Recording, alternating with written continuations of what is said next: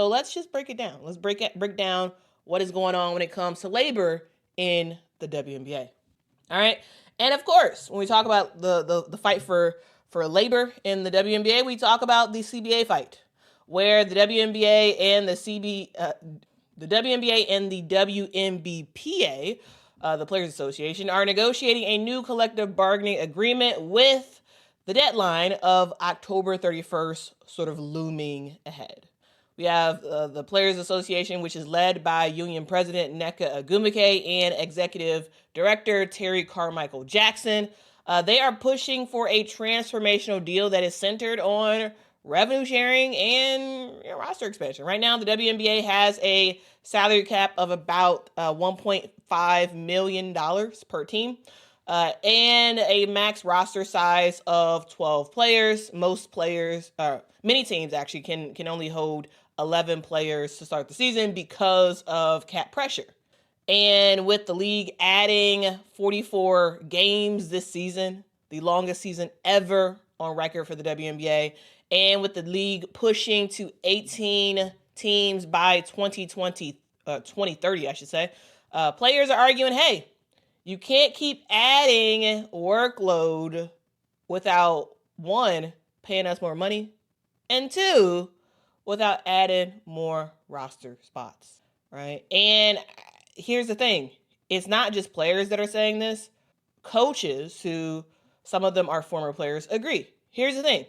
Becky Hammon, she said roster expansion should be a no-brainer, with her saying, quote, you can't add games and not add some way to manage that load.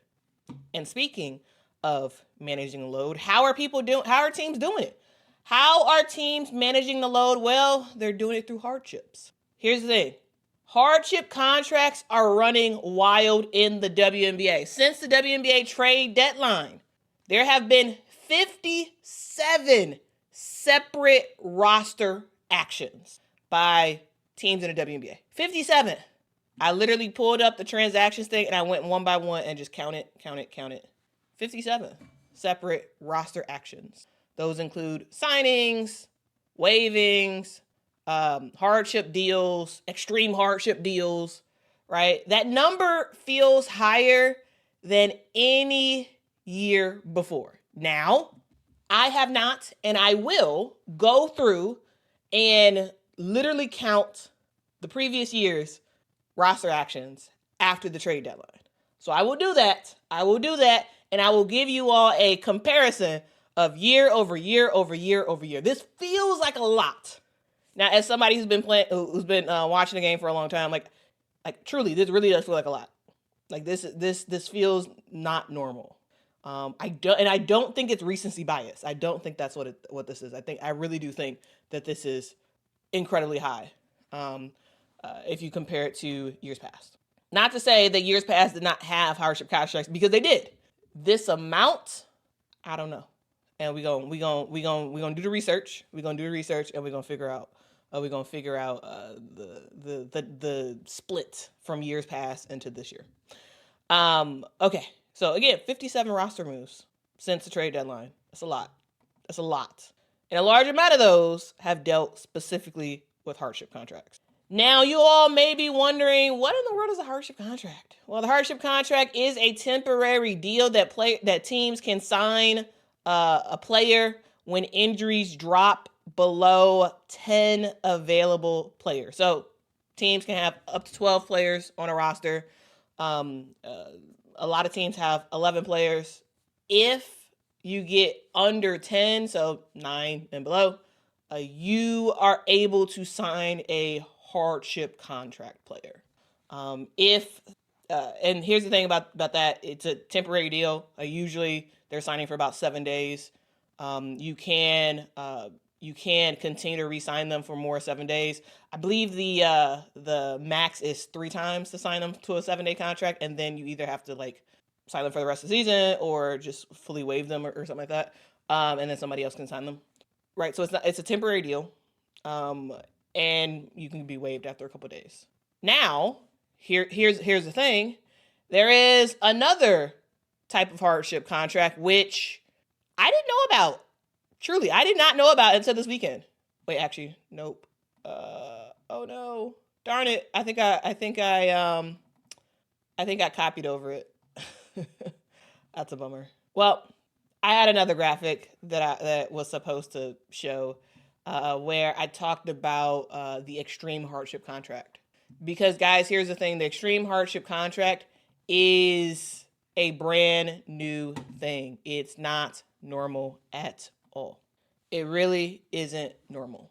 If things get worse for a team if they drop below 8 available players, they are, and let's say we're getting into the weekend and whatnot, and there's not enough time or whatever, they're able to sign a extreme hardship contract, right? Supposedly, the extreme hardship contract has been a thing. I've never seen it. I have not read it. Read that it's a thing in the CBA. I don't think it's actually in the current CBA. But it's an accepted emergency tool that teams can use if they need to.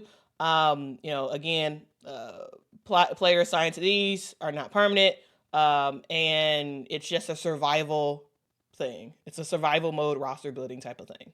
Now, when we talk about injuries and hardship contracts, there are 2 teams that this has affected more than anyone else. And let's go through the real world examples. All right. So we got 2 real world examples that I want to talk about. And one of them, of course, is Indiana Fever. Like at one point, guys, we had a ton of players out, right? Still for the Indiana Fever, right? Caitlin Clark still out with a groin injury. Erin McDonald, who was a hardship contract player, ended up getting an actual roster spot. She broke her foot. She's out. You got Sydney Colson, who tore ACL. Sophie Cunningham got an MCL injury, and so on and so on and so on and so forth. Like even Chloe Bibby, who was a hardship contract, even had some injuries as well. Here's the thing, guys. The Indiana Fever have played 17 players this season.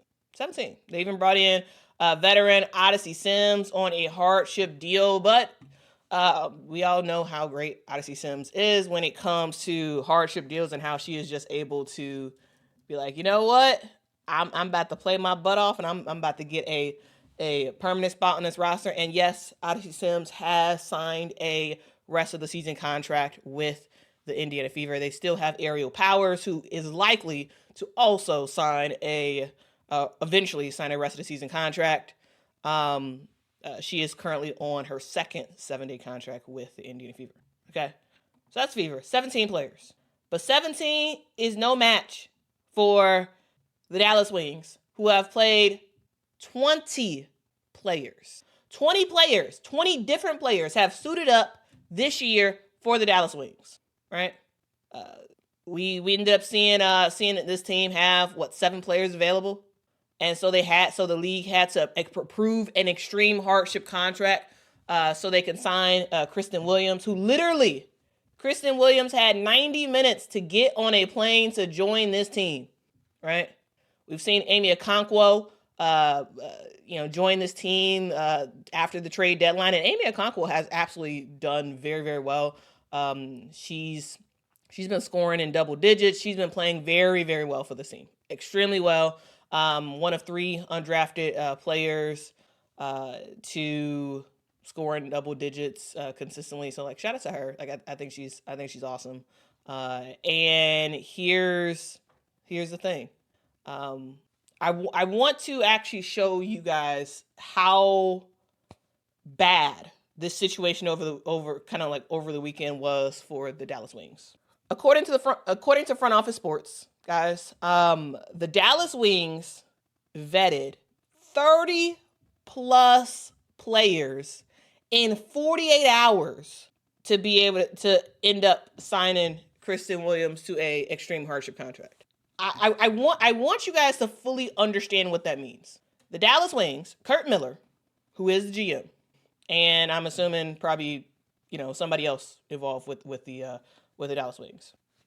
This team had to go through and waste a lot of time going through 30 plus players, vetting them and seeing, maybe calling their agent and saying, oh, are they even in the United States? Can they get to where we need them to get to? Yada, yada, yada. Either directly or indirectly vetted 30 plus players in 48 hours just to sign Kristen Williams. And she had to quickly get to the airport in 90 minutes to get to Atlanta to play. The reason why I'm stressing this is because think about the wasted time that took. Think about the unnecessary stress that this has caused, where you have to go through 30 players just trying to find one player who can suit up for your team. The reason why I'm stressing this, guys, is because this matters, guys. Hardship contracts are a symptom of a bigger problem in the WNBA. The WNBA has outgrown roster rules. They've outgrown their current roster rules. The fact that the Wings had to vet 30 players over 48 hours just to sign one player, it shows that these teams are dealing with a lot. Absolutely dealing with a lot. And the problem with this is that teams are facing the issue of needing to sign players during a period of time where top-notch players are already gone. Here's the thing, guys. Players who don't make it in the WNBA at the start of the season, some of them figure out other things to do, right? Some of them are overseas right now, and are balling in various leagues. They're doing other stuff. They're not even in the United States. And so the problem that teams are facing is not just, can we find a player? Can we find somebody? It's, will the person that you find, will they even be good enough or WNBA ready to be able to play? Because WNBA caliber players are not waiting. They're overseas. They're doing other stuff. They have other ventures. And sometimes teams have to sign players who are not in game shape. And sometimes people, as fans, people get upset and they're like, why'd you sign this player and blah, blah, blah, blah, blah. It doesn't look like they're in game shape. Here's the thing. Teams don't really have a choice. They don't really have a choice, guys. They don't. There's not very many players available, especially really good players. So the likelihood of, one, the Fever got really lucky, number one. To be able to sign Aerial Powers, right? To be able to sign Odyssey Sims, like, that's very, very lucky, right? You're not going to get that. Most teams are not going to get that. That's like one of one, right? The issue with the WNBA is that they have a 12-player roster. They do not have a development league, and they have the longest season ever this year with 44 games. They're going to 18 teams in 2030, and this is a disaster. You have players who are pushing for a 14 or 15-player roster, a softer cap, possibly a developmental pipeline, because without one of those or multiple of those, we have injuries that will compound on long seasons, which will equal pure chaos, guys. Pure chaos. And for me, it's not like, oh, you have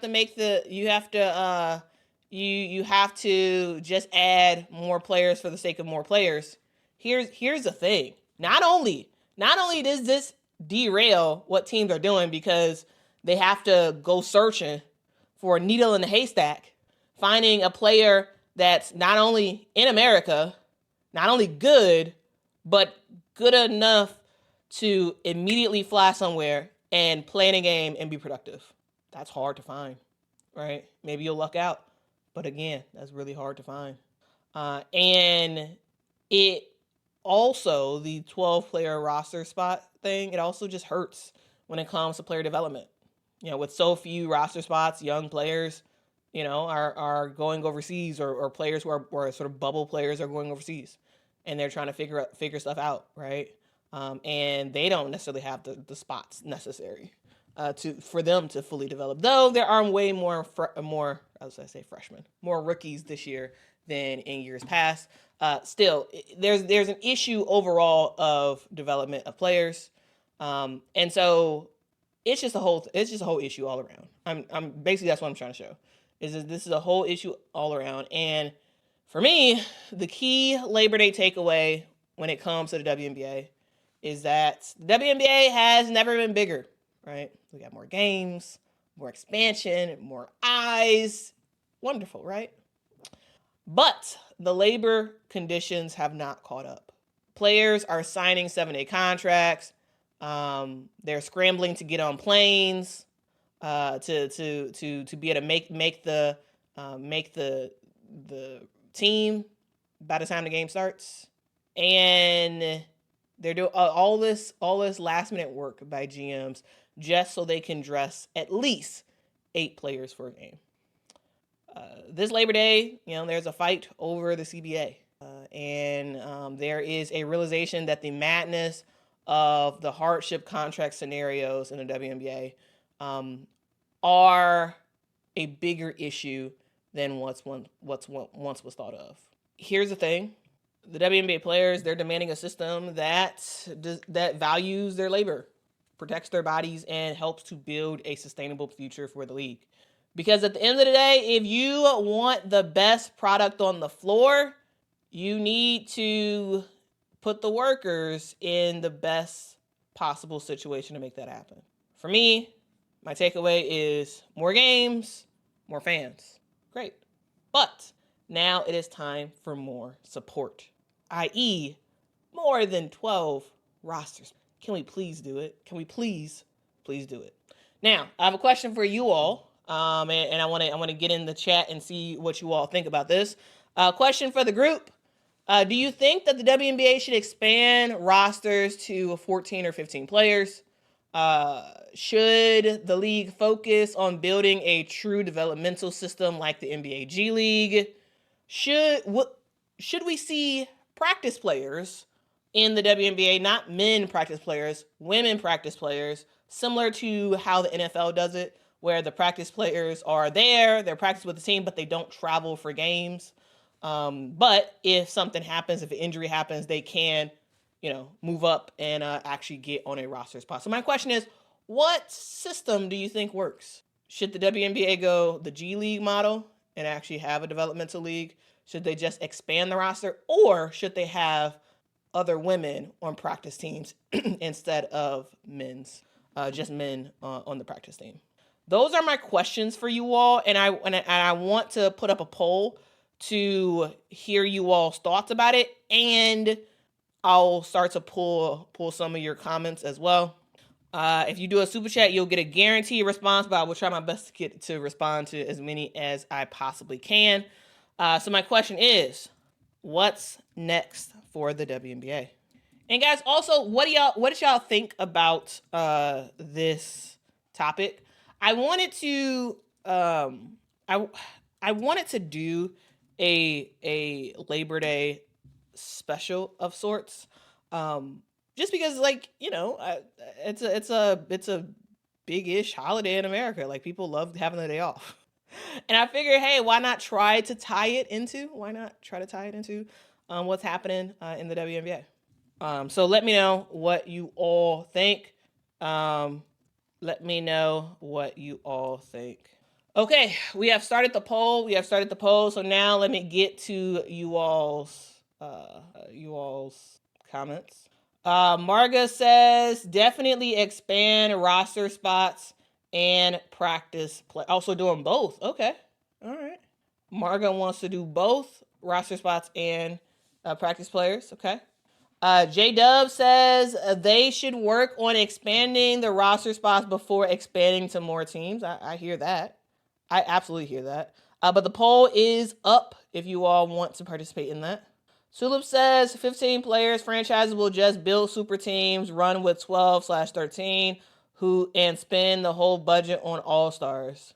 So you're against expand. Well, here's the thing: the WNBA can put in rules around that. Like you can put in rules that say, okay, you can have a team of 15 players maximum, but you could say minimum 13 players, right? Or minimum 14 players. Like right now, it's a minimum of 11 players, but maximum of 12. Green Thumb says expand practice players would be great. So there's already team chemistry. Yeah. Let's see. Sharice says yes to all of what you're saying. Expand the rosters and development league is definitely needed. I see an issue coming, and this is just the start of the problem for real. Yeah. We'll see. I really do hope that the WNBA does something. Like this is crazy. Crazy. Mick, we'll get into the games that happened yesterday. Mick says, Indiana lose to Valkyries and down to 8th seed. And you're laughing. I mean, yeah, they played like crap. And the Valkyries took it to them. Hey, it is what it is. Joinster says, more women for more exposure. El Kune saying, expand. Albert says the New York Liberty has made a significant mistake by not signing any players to hardship contracts despite having used 15 different lineups. The team is fatigued and out of gas. It's over for the Liberty. I gotta say though, I don't think it is. I really do think that this team has been load managing, I should say. So I don't know. I kind of disagree. But I do think, guys, that they have been interesting in not signing any hardship players. Shamika says, why do a live poll so much pressing buttons is the best? I think you're trying to say, why do we love polls so much? Hey, polls are the best, man. Polls are the best. W. says, replace players with AI, no entries. All right. Margaret says, only problem with development league is it will require more money investment from owners. That's true. Oh my God. Omega saying, fire Coach Stephanie White and bring back Chrissy Sides from Canada. If y'all don't know, Chrissy Sides is coaching in Canada. I believe she's an assistant coach for the Canadian women's basketball team. Anyway, here's the thing. No. Like, yes, the Fever hold on. We're gonna get into the games that happened yesterday. And I think people are severely overreacting. I don't understand why people are so upset. Like, do y'all realize that y'all team has been decimated? like I'm just saying, it wasn't, amazing before everybody got hurt. But like literally, y'all basically have nobody. Like the whole team has dealt with severe injuries to the point where you have hardship after hardship, right? And also, I told y'all last year, Chrissy Sides was a better coach than y'all gave her credit for. I'm just saying, okay? No, don't fire Stephanie White. But at the same time, y'all should have put respect on Chrissy Sides' name last year, because she really shouldn't have got fired. She really shouldn't have. Her, Latricia Trammell, and Teaspoon, none of them should have got fired. I get why Chrissy Sides got fired, but at the same time, like, dog, if you saw what she was dealing with and saw how the team improved from her first year to her second year, yes, her second year had Caitlin Clark and whatnot. And people were all mad about you losing certain games and blah, blah, blah. Here's the thing. It's hard to win. And sometimes you just got to trust the process. But they wanted to microwave a championship, and you see what you see. But no, Stephanie White should not get fired. And yes, Chrissy Sides was a better coach than she got credit for. I'm just saying. And now some of y'all appreciate what she did a little bit more. But at the time, y'all were like, she needs to get fired. She's terrible. No. Her, Latricia Trammell, or Teaspoon should not have gotten fired. The other changes, I'm not upset about. I'm not upset with the other changes, but specifically with Chicago, with Dallas, with Indiana, I think they should have gave these coaches more time. Saw how many injuries Latricia Trammell dealt with last year. Yeah, that's why Dallas was terrible. She should have had another year, because I actually think Dallas would be way better if Latricia Trammell was on the team as the coach. I do. Could be wrong, could be right. We'll see. But I'm just saying. Just saying. James says, please don't strike. Yeah, I hope it's not a strike. I hope it's not a lockout. Like a lockout it would just be terrible, terrible, terrible. Oh man, Rosu says Indiana Fever fans love you until they don't. That's some fans. I mean, you can say the same thing about certain Sky fans and certain other fans as well. But the Indiana Fever have the largest fan base, and so it's whole lot more of them than it is for everybody else. All right. Amelia says still heard about Teaspoon. Yeah, I still don't like it. I still don't like it. Nancy says absolutely agree on those three. Yeah, those three are great, and they really shouldn't have got fired. I really don't think. I think they did better. They deserve better, I should say. All right. Let's close the poll. And it looks like the winner of the poll is for the WNBA to expand the expand the roster to 14 or 15 roster spots. So 80% of you all said that. We got 8% that is in favor of a WNBA G League, and 11% are in favor of women practice players.